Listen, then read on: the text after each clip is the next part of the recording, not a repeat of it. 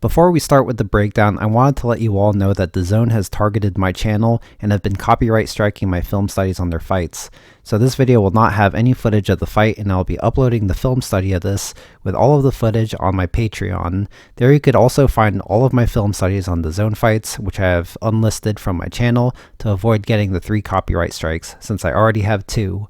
With that said, enjoy the breakdown.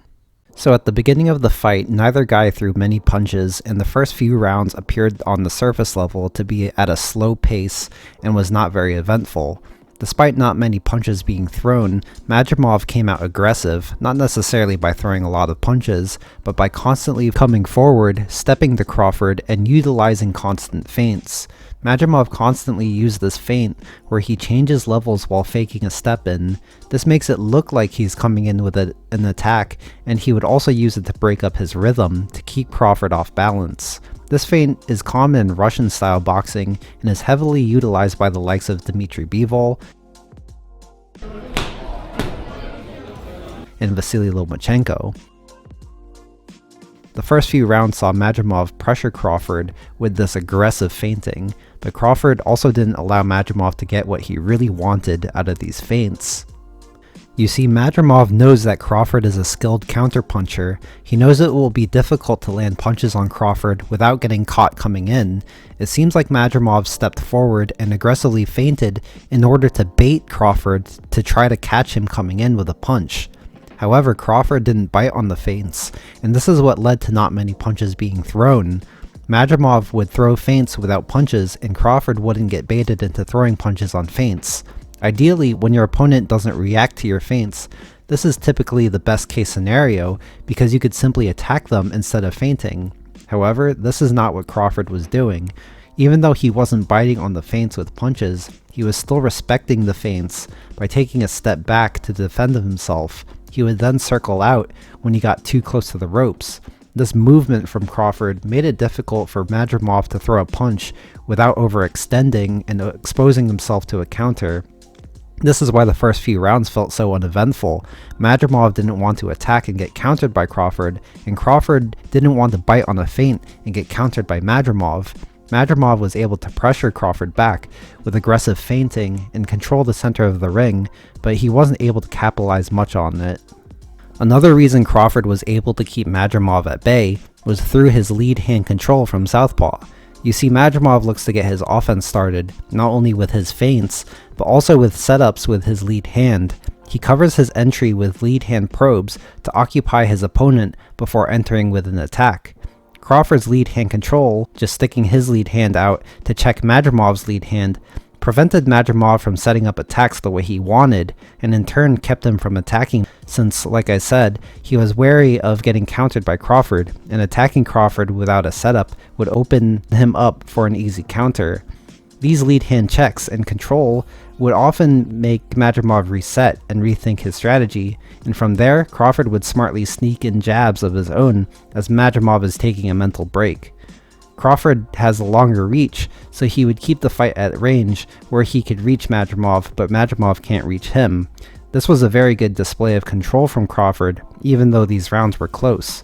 This wasn't the only use of Crawford's lead hand though. Since this is a southpaw versus orthodox matchup, the lead hands line up with each other, as you may know, and Crawford would stick it out simply to block Madrimov's jab lane. This was an important but subtle detail from Crawford because the jab is arguably Madrimov's best punch, and this was a very low energy way for Crawford to mitigate the jab. Madrimov had to make an adjustment since Crawford wasn't letting him get his offense going effectively. Madrimov had a very good adjustment to Crawford's lead hand control from long distance.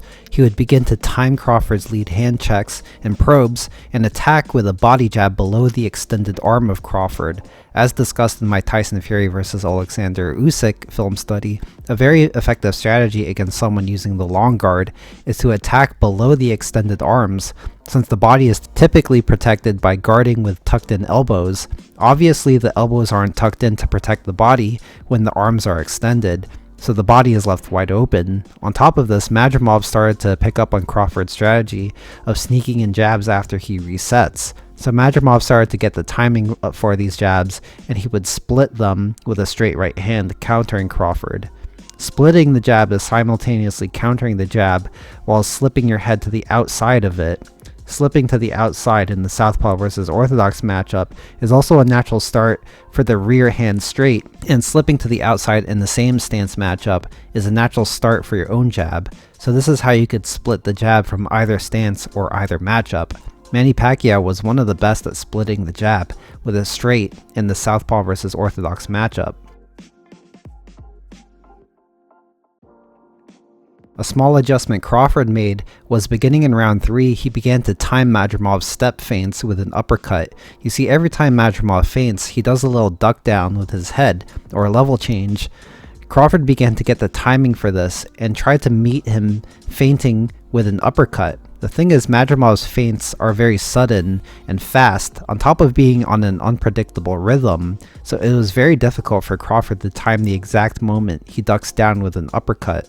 Uppercuts are already dangerous to throw, especially naked like this, since the hand has to drop down a little before throwing it, so Crawford kept the uppercuts to a minimum to avoid getting countered himself. Thanks for watching this video. Like I said, the full film study will be on my Patreon, and hopefully DAZN doesn't strike this video as well, despite it having no footage of the fight. I already have 2 copyright strikes from them, so I'm pretty much risking my whole channel by uploading this.